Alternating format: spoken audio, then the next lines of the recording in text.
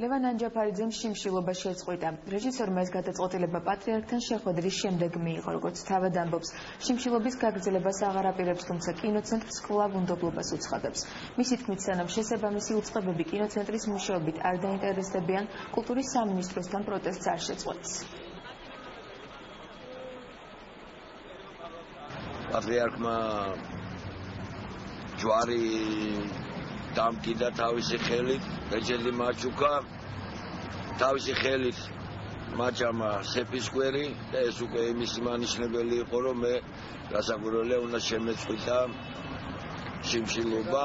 ის მოთხოვნები, რომ დაუყოვნებლივ შევიდეს კინოცენტრში, ან კონტროლის პალატა, ან ფინანსთა პოლიცია, არ ვიცი, ან სახელმწიფო აუდიტი, ეს რასაკვირველია ძალაში რჩება. ჩვენ შენობასთან ადამიანი შიმშილობს, ნიჭიერი რეჟისორი თანაც და ამიტომ ვსწავლობთ და რაც შეიძლება სწრაფად გვინდა გავერკვეთ ამ სიტუაციაში, მაგრამ ეხლა მithlet ძალიან სასიხარულო ჩვენთვის და ალბათ თქვენთვისაც ცნობა, რომ უკვე პატრიარქი ესაუბრა ლევანს და მე როგორც მithlet ეხლა გადმოსვლის წინ მან მიატოვა შიმშილობა და ეხლა უკვე ჩვენ, მაგრამ მიუხედავად ამისა, ის რაც მას აქვს ჩამოწერილი თავის საჩივარში, ყველაფერი იქნება შესწავლილი.